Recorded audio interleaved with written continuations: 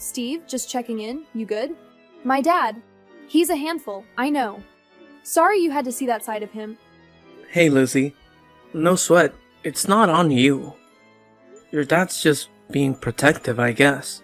With the wedding coming up, he's probably just thrown off balance. I'm not losing any sleep over it, I promise. He won't ruffle my feathers.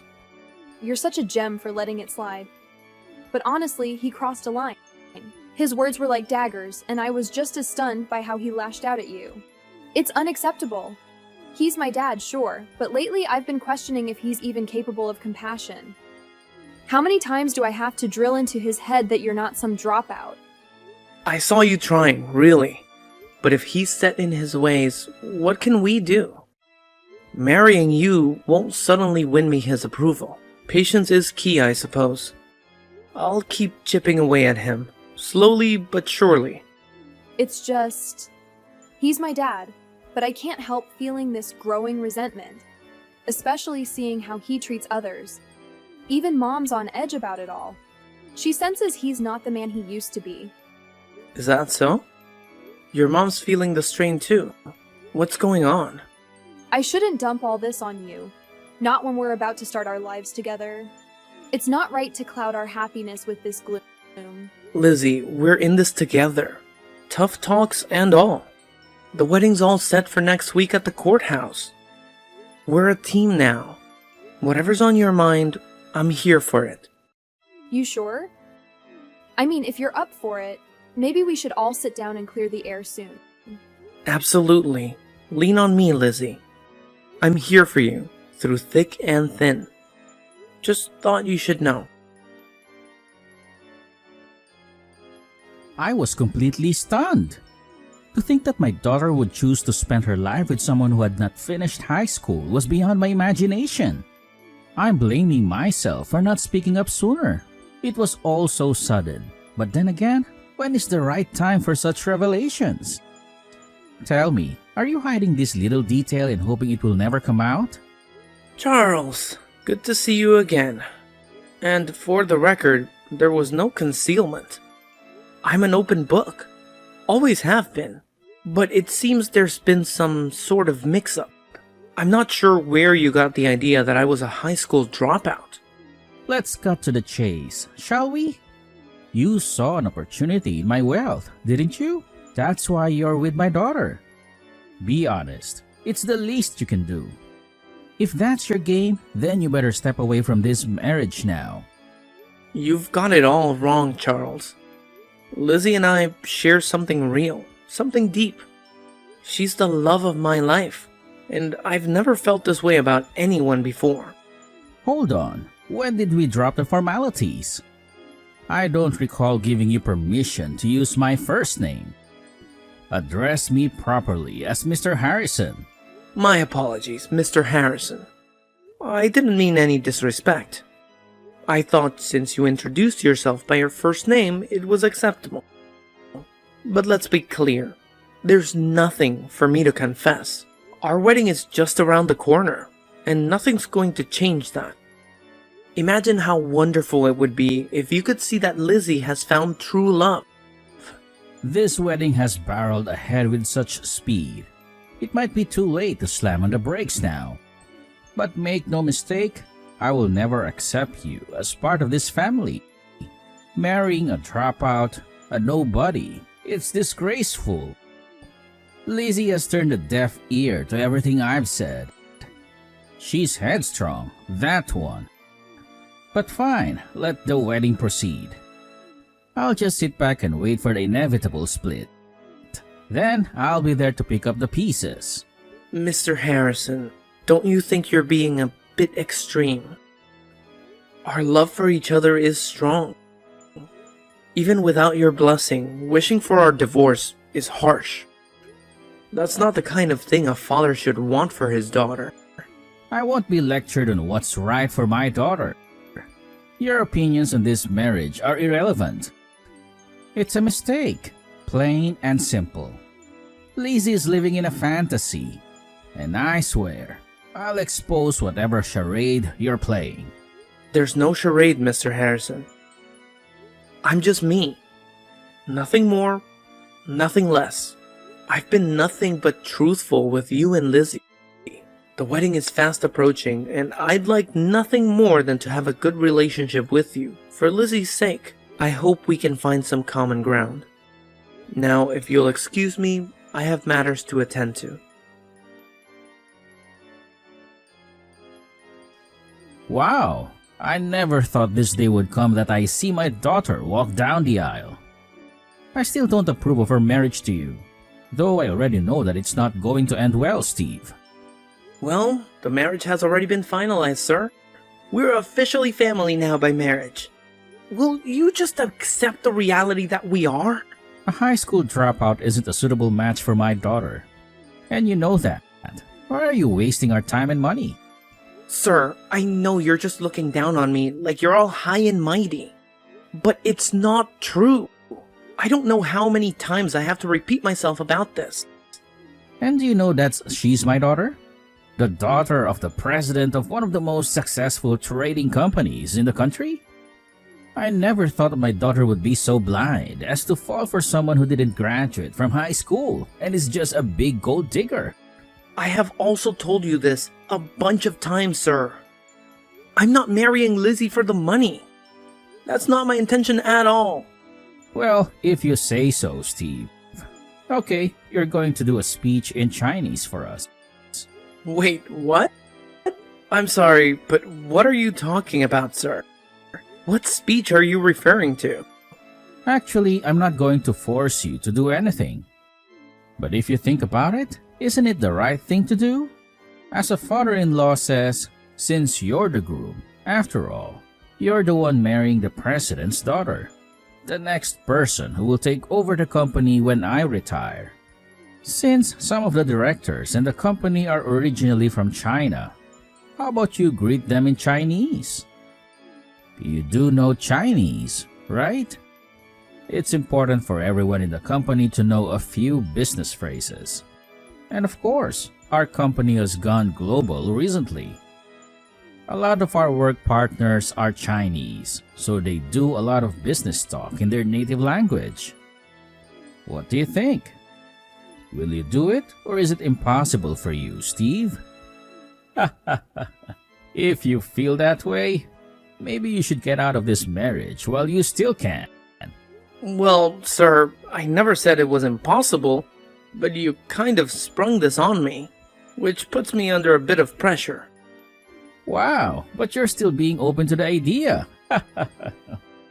Many of my executives and friends are foreigners, thus some of the elite professionals in the business. Since you're not a shy person, I'm sure you'll have no problems with being able to speak to them in Chinese. It'll probably end up being embarrassing for you.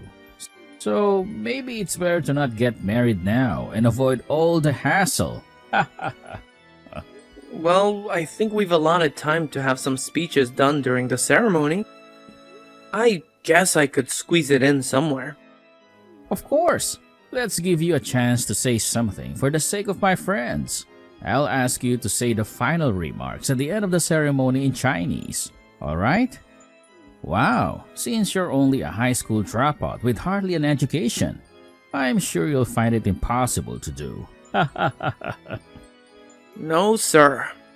I think I'll be perfectly fine in doing this. Please, let me greet your executives. Wow, I can't believe this. You're definitely going to get embarrassed and screw up everything. I just know it. Okay, if you think so, Mr. Harrison. But I'm sure everything will work out just fine. The ceremony is about to start shortly, so there's not much time for you to prepare yourself. At least just panic a little and break out into a sweat so I can have something to laugh about later. I don't think I'll get embarrassed, sir, since I don't mind talking in front of a lot of people. I'll do my best to give my speech. Okay, if you say so. Just don't embarrass me as well. It really would be a shame to let my daughter marry an incompetent high school dropout. No, it'll be okay, sir. Please don't panic over this. I've got it all covered. I think you think I'm going to embarrass you. In fact, Mr. Harrison, is it true that you don't understand a word of Chinese at all? Excuse me? What on earth are you situated here, boy? Well, you're probably going to wonder what I'm going to say in the speech, right? I'm sure you'll be able to understand every single word, sir. Well, if your Chinese is good, I'm sure I'll be able to understand everything you say. Don't you dare think about provoking me right before you marry my daughter. I'm sorry that you think that I'm doing that, sir. Please, enjoy the wedding ceremony. I know I'm going to. I can't wait to see my future wife at the altar. Hey, what the heck's going on here? What's the meaning of this charade? How is it that you can speak Chinese of all languages, and you can actually speak it really quickly? How is that possible? Oh, I'm sorry, sir. Didn't I tell you that I can speak Chinese? It's actually called Mandarin, by the way. After I graduated from high school, I went to China and... well, you know, when you're in the country long enough. Now, hold on just a minute there. What? You're telling me that you could speak this Mandarin fluently? I spent the last years of my teenage life in China. Don't you think it's natural to learn another language since you're living on their society? You kept going on and on that I was a high school dropout. But Lizzie only said that I spent up until high school in the States. Wait, so you're really not a high school dropout at all? Are you serious, Steve? Even though I corrected you so many times, Mr. Harrison, you just didn't want to listen to what I had to say. I couldn't make any detailed corrections either. So you lived there for a bit. So that's why you're able to speak their language. Wow, I can't believe how petty you're being about this. Why must you act so strangely around me? I've done nothing to make you act this way. Well, I don't get your attitude towards me. Why are you being like this? Why did you have to doubt my abilities so much when you know nothing about me? That doesn't matter now. After your speech, the executives left without even talking to me. Don't you think that's a bit odd of them to do that right in the middle of a wedding? I feel like your attitude completely changed after you did your speech in front of everyone. Oh, okay. Is that what you're wanting to know about? As I thought, of course you didn't understand what was going on in there. Wait, what? What are you talking about? What way did I treat people? What did you say to them? It means you couldn't understand a word I was saying at all. I knew you couldn't speak, let alone understand a word of Mandarin at all. Can you? I should have expected it though, since you've decided to throw a curveball at me right before the ceremony. How dare you be so rude to me, you little swine? That's not how a boy should talk to his father-in-law. Of course, I know how to speak a bit of Chinese. I need it for work. So yes, I know how to communicate in it. But even though you were speaking that fast, I'd hardly understand if you spoke that fast in English as well. It's bad to talk so fast when people are trying to listen. Oh, really? Is that so, Charles? I'm sorry for speaking so fast that you couldn't understand me. I guess it would be better to lower my speaking to a beginner's level. Why are you acting like this towards me? You've got no right to talk to me like that. Are you trying to pick a fight with me? That's not my intention at all, Mr. Harrison. You should know that. By the way, I think all the Mandarin speakers at the venue understood what I said. I think my speech was a pretty good level of speed. You really didn't understand me, did you, Charles? I don't give a crap anymore about the speed anymore. Just tell me what you said, please. Why did my executives behave like they did? I just revealed your misdeeds to them in Mandarin, that's all. If you learned the language, you'd know what I said, Charles. Wait, what? What misdeeds are you talking about? I've not done anything wrong to them, or any other employee for that matter. Of all the people that were in that room, you know yourself best, right, Charles? Even though you pretended to know Mandarin, you just went about your business. You proved important meetings without understanding the context of those meetings. You actually used that to your advantage so that you could get more money out of them. Did you really think that I wouldn't find out about your dishonesty, Charles? What on earth are you talking about? How dare you accuse me of such things?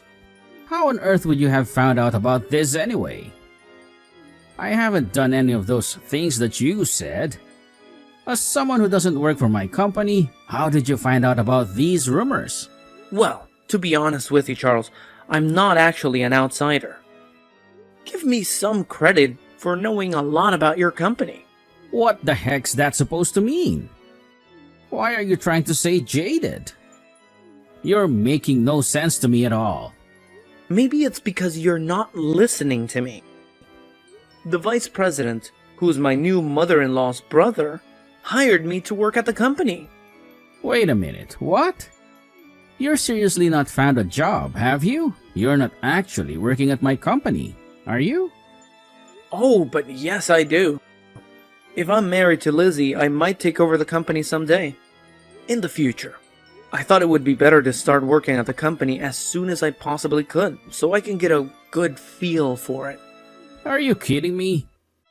You actually started working at my company. How did I not hear anything about this? This is absurd.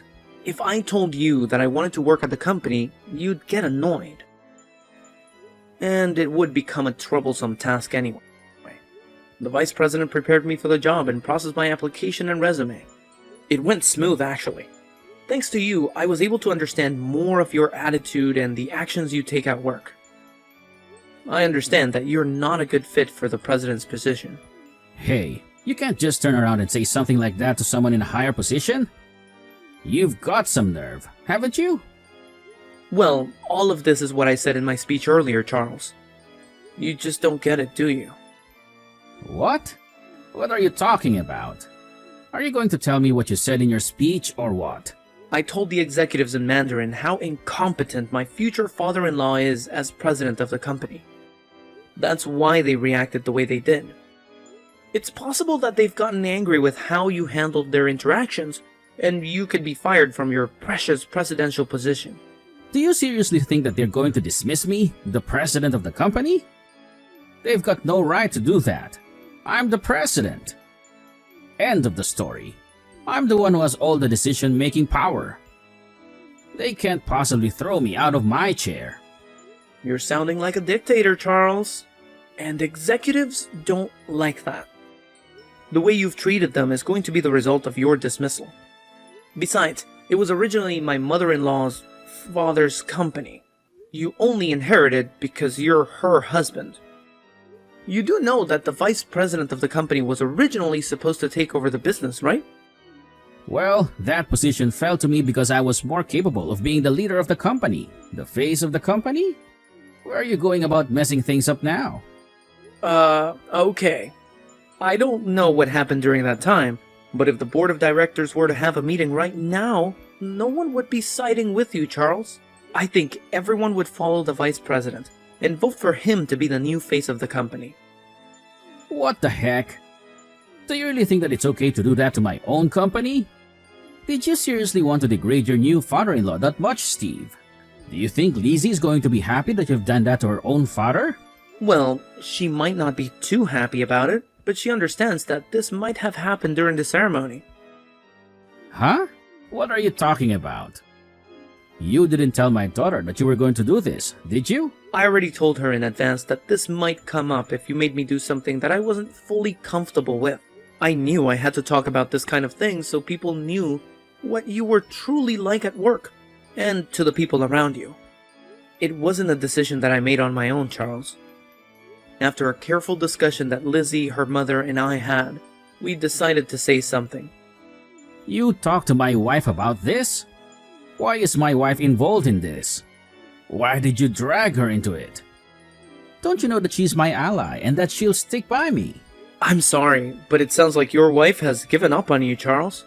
That's why Lizzie and now my mother-in-law are on my side about this. Is this seriously happening to me right now? How could you all stab me in the back like that? My own family. I've done nothing to any of you. Well, I guess the girls decided that they wanted to dethrone you. They were getting sick of the way you were treating people. Have you ever tried to take care of your family, Charles? Mentally and emotionally. It seems like all you care about is yourself. What the heck are you trying to say here? Go on, say it. You say they're your family when you talk about them to other people. But do you really care for them?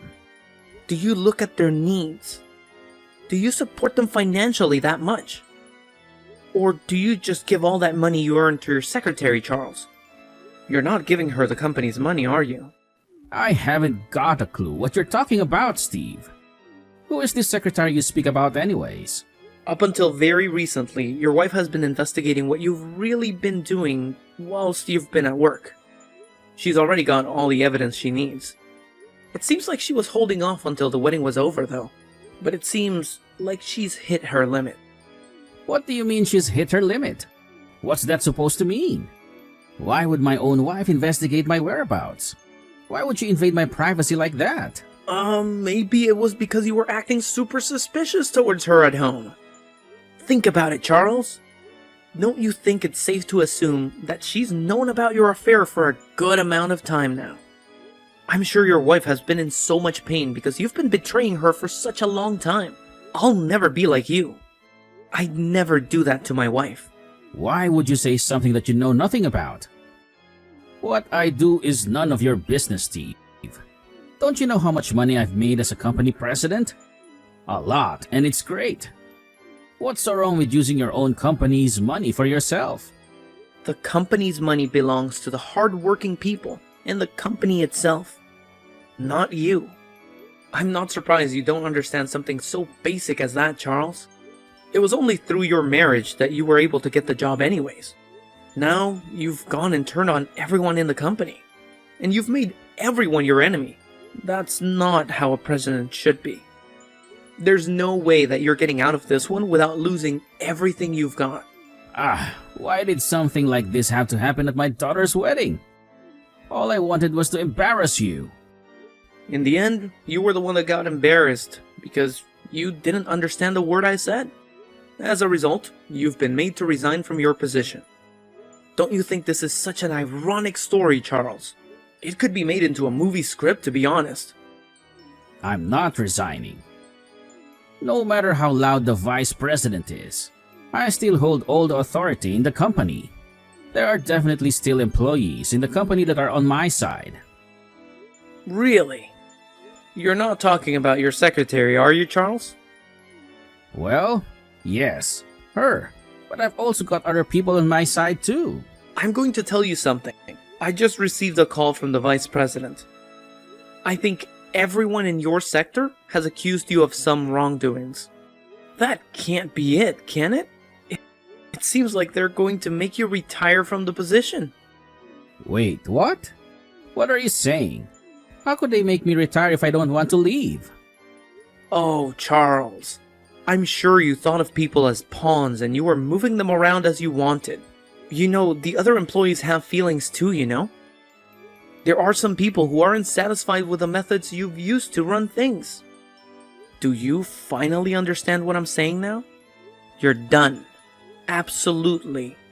Finished, Charles. You're kidding me, right?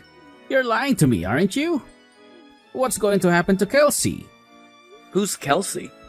Is this your secretary you're talking about? It seems like she was trying to protect herself first and accused you of the bad things you've done. Wait, what? No! She wouldn't do this to me. She wouldn't leave my side like this. What's going on here? Unfortunately, it sounds like you're not going to be able to avoid paying compensation, though. But it sounds like your wife has agreed to reduce the amount that you need to pay dramatically. So that should be a relief for you. Yeah. What the heck? She can't just do that without discussing things with me first. This is all your fault. My family is in shambles because of you, boy. It's not my fault at all, sir. It's all your fault, Charles. You brought this on yourself. You know there are always consequences to any wrong actions a person has done. I just listened to Lizzie's and my mother-in-law's advice about how to take you down. But I knew you would try and trick me into doing something today. I was trying to dodge it, but you wouldn't let up. So I just did my best to my ability. And that was to speak in fluent Mandarin to your executives and say how crappy of a boss you are. But I had no idea that this had been planned for such a long time. This is an outrage. Please, Steve, we're both men. You know how I feel right now, yeah? Just think about how Lizzie will react to what's going to happen to me. Just come over to my side and help me out, would you? I've thought about Lizzie throughout this whole process. I'm standing by my mother-in-law. I'll also stand with the vice president.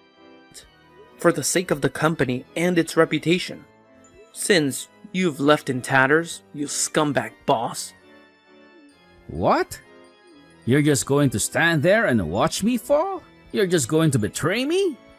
You're the one who looked down on me as a high school dropout. You've never approved of me marrying Lizzie, right?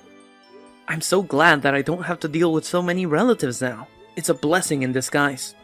So go ahead and struggle being in solitude.